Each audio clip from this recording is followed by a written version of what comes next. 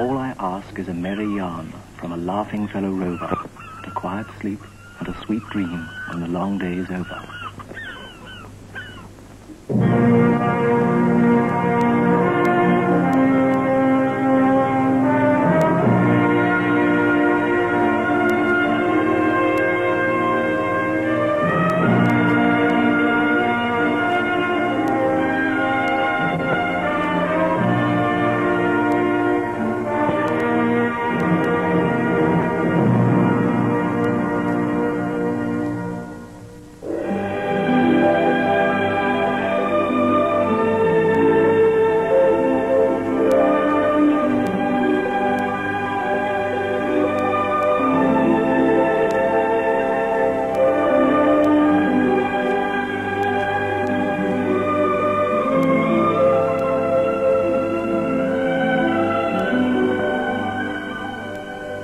Dawn steals softly across the fjords of western Norway. A new day has begun, and the fishermen are already at their work. Since time began, fishing has been a part of the lives of the people, and today the cities of Bergen and Stavanger are centres of a vast industry.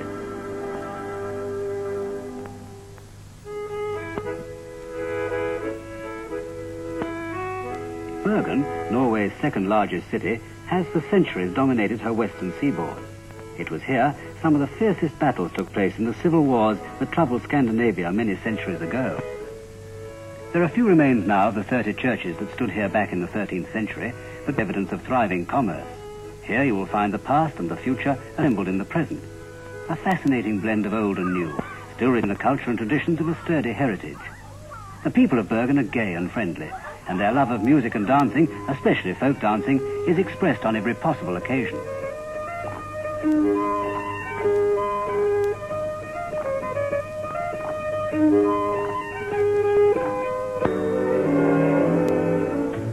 If you fly south from Bergen, you can reach in 40 minutes the lovely old city of Stavanger, which stands guard like a proud sentinel over an island-studded bay.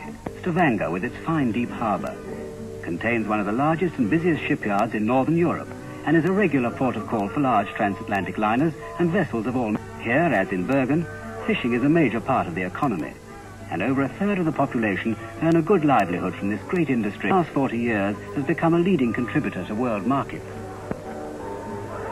The town has a unique enchantment, a charming blend of old fishing village and modern progressive city, with a picturesque market by the quayside, where the inhabitants of Stavanger come every day to buy anything from cod to candy.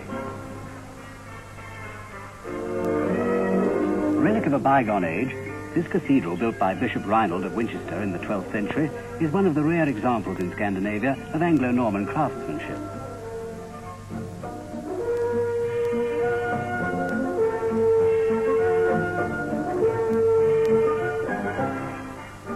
The call of the sea comes early in Norway, and it's never too soon to start learning about boats. Any boat will do, and if the owner objects, well, there's always another boat just around the corner. Stavanger has the only school of its kind in the world, a technical college built by the fish canning industry, where young students become specialists in the most up-to-date methods of factory management, food hygiene, and quality control. Students are encouraged to gain first-hand practical experience of the fishing industry.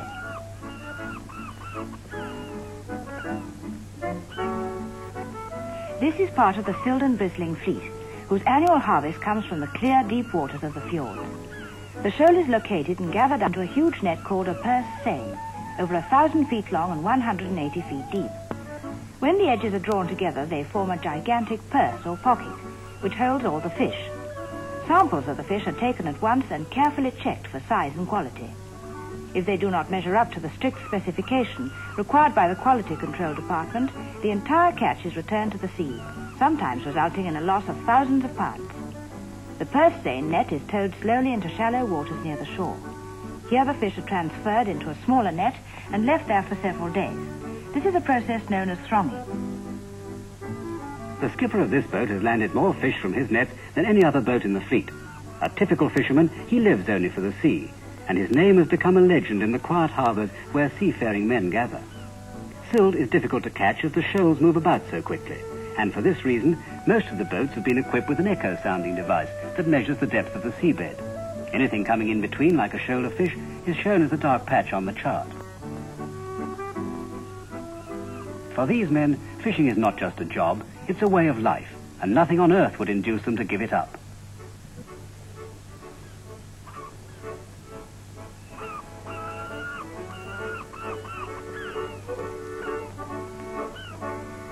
During the time spent in the thronging nets, the fish are unable to go out in search of food, and so completely digest everything they have previously eaten. This means, of course, that they are thoroughly clean inside when the transport boats arrive to take the fish to the factories.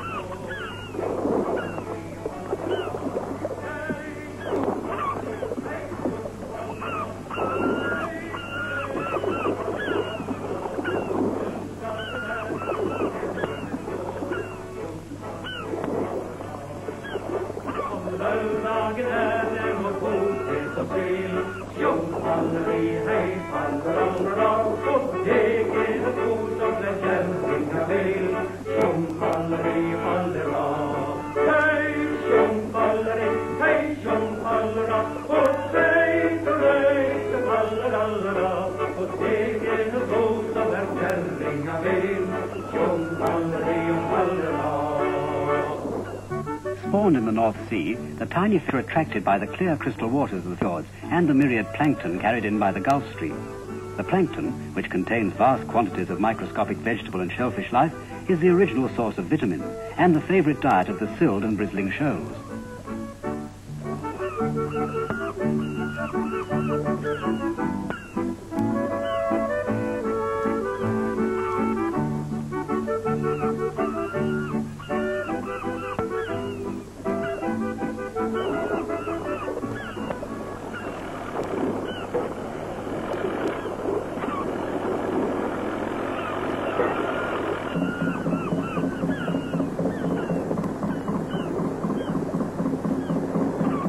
The rapid expansion of Norway's fishing industry is due to the introduction of modern planning and equipment in the vast chain of canneries that straddle the coastline from Oslo to the Arctic Circle.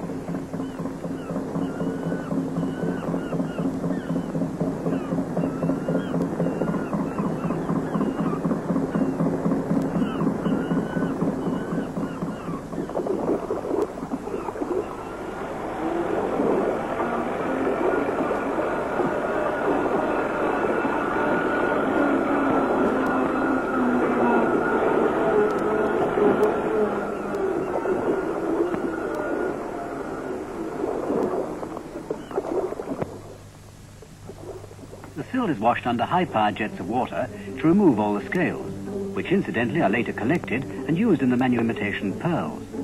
Thoroughly cleaned, the sill is carried to a grading machine, which ensures that only fish of uniform size go forward for processing.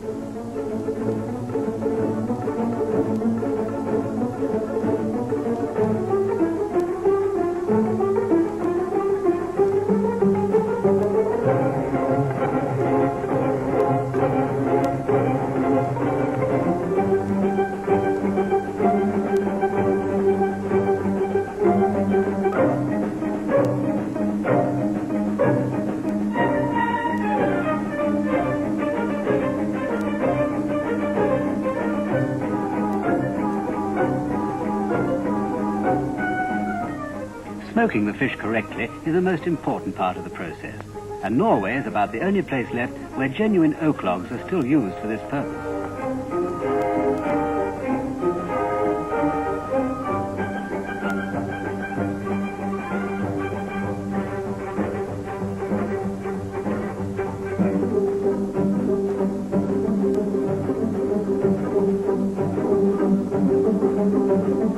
Richly flavoured from the smoking ovens, the little fish are trimmed on this machine and conveyed to the next operation where they are carefully packed into tins.